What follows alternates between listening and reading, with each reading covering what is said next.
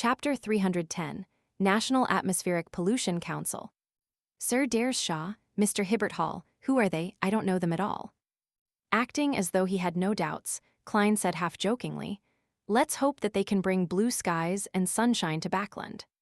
Yes, although burning in your own fireplace is everyone's freedom and is a right granted by the law, blue skies and sunshine are more desirable things. Luke Sammer, a member of the Soot Reduction Association, sighed with emotion and pointed to the hired carriage. "We should go. Mary urgently needs some help." Stellan Sammer added, feigning a level of restraint, "There might be members of Parliament coming to the banquet, from the Backland district or from the kingdom." "I can imagine the grandeur of this banquet." Klein flattered politely and watched the Sammers board the carriage and leave. As he turned to head for the post office at the end of the street, a postman in a dark green uniform arrived in a carriage and delivered a letter to his letterbox.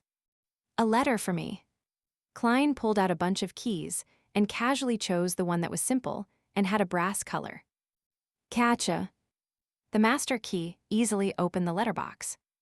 "I just need to have this key on me in the future." Klein mumbled as he took out the newspapers he had subscribed to and the letter. The letter was from Isengard Stanton.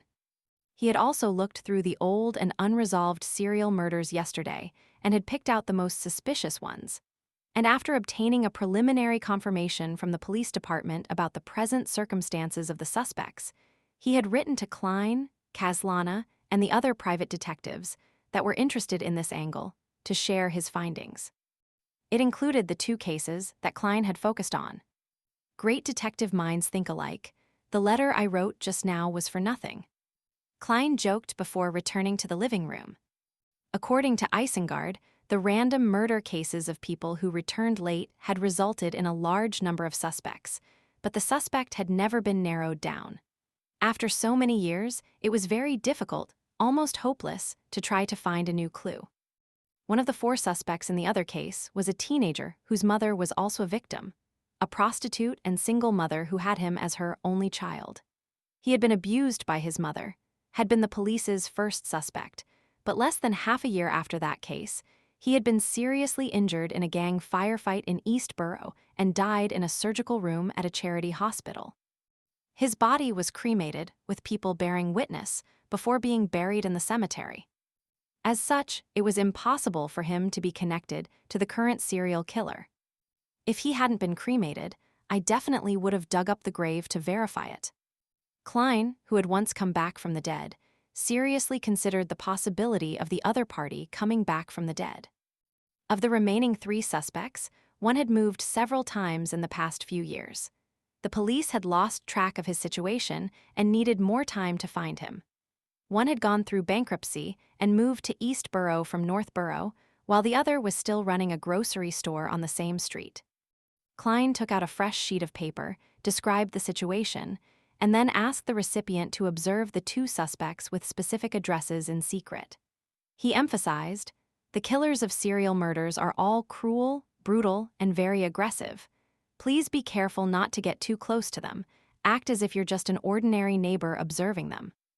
The information I need pertains to their recent mental state, such as whether they are irritable, whether they like to shut themselves in their rooms, rarely communicate with others, and whether they have beaten others up." This was also the information he got from the Sun. After each kill, the devil would eat the victim's organs according to the ritual and stay in a bloodthirsty, manic state until a new victim appeared. After emphasizing the need to take note of the investigator's safety, Klein folded the letter, stuffed it into a new envelope, and affixed a black stamp to the surface. Then he wrote down the name of the recipient, Detective Stewart. In Empressborough, the opulent villa of Earl Hall. Susie was lying in the corner of the study, looking around as if bored. With a bulging stomach, Earl Hall took a puff with his pipe and said to his eldest son, "Do you know why I insisted on having you be on the National Atmospheric Pollution Council?" Hibbert Hall replied thoughtfully, "You wish to influence the formulation of the relevant laws and policies." "No, although I'm the second largest shareholder of the Constant Coal and Steel Consortium, I don't really care about this problem. I've been urging them to make adjustments accordingly. I have no doubt that fixing atmospheric pollution is a future trend. Hibbert, although our family has fixed seats in the House of Lords, and you will also become a member of Parliament of the House of Lords in time, so why do some nobles have more influence than others when they are all members of Parliament of the House of Lords, notwithstanding the Speaker and other people with special statuses? Hibbert thought for a moment before saying, the title of nobility, wealth, commercial status, as well as the relationship between the government and the army. That is only a part of it. In addition to one's own ability to handle matters, people will always rely on those with rich experience and those who have participated in many similar matters. In the future, if you wish to have any achievement in politics, in addition to inheriting a seat, you will also need to try your best at participating in various matters and display the corresponding capabilities. Gradually, your activity will catch the eye of the various members of Parliament. They will slowly find you trustworthy, and that will be the source of your influence. Look at the current situation of the nobles in the Intes Republic, Hibbert. You should understand that with the passage of time and the development of society, the obvious privileges will be weakened, and one's title will become less and less important. It's just a title of honor, and the position and influence of the business world is what you should pay attention to, Earl Hall explained in detail. What if you encounter something you aren't good at? Hibbert muttered to himself. Then pretend that you can handle it. Don't worry about wasting money, form professional teams, listen to their opinions, and make decisions. Everyone has a lot of areas that they aren't good at, and only money is multifaceted. Earl Hall gave words of advice. Hibbert replied in enlightenment, I see, father. At this moment, Susie, who was by the side, yawned in boredom. When it was all over, she slipped into Audrey's art studio, repeated everything she had heard, and finally muttered, I have no idea what they were talking about. Audrey listened to her thoughtfully, then she said with a faint smile, they were discussing a good thing that involves reducing the pungent smell you smell. Is that so? Susie asked without fully comprehending it. Audrey didn't answer and thought of something else.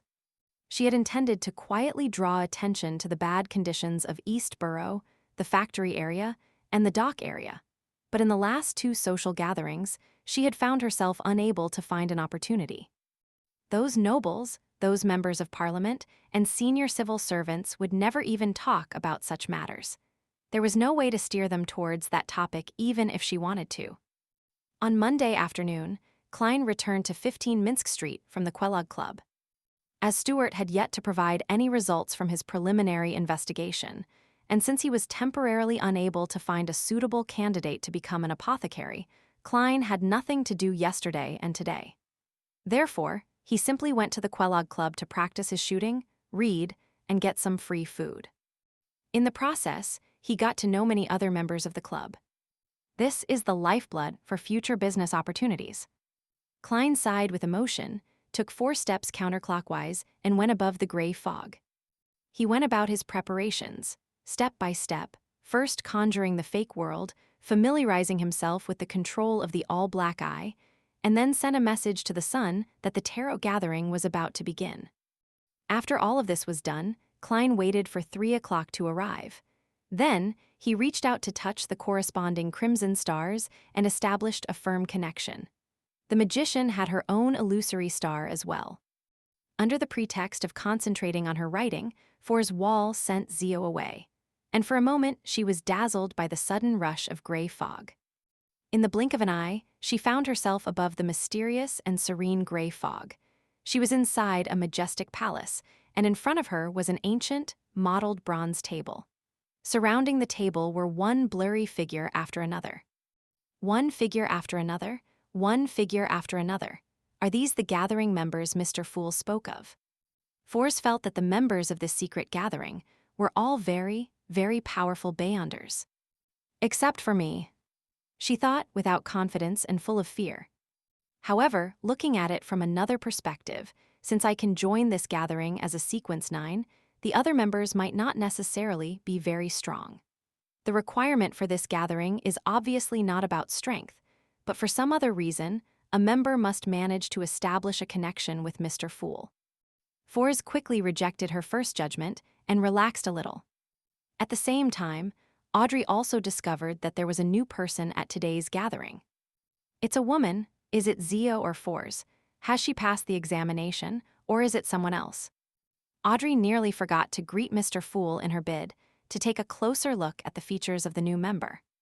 No matter how blurry the figure was, she could still see her hair color, silhouette, her accent, and verbal tics. I must also take note. At the very beginning, Mr. Hanged Man had managed to identify me as a noble from my special pronunciation of certain words, and from my habit of using certain special words. Audrey stood up, lifted her skirt, and said to Klein at the end of the long bronze table, "Good afternoon, Mr. Fool." After the greeting, she didn't conceal her curiosity. She looked at the new member who was seated at the same row as her and asked with a smile, "This is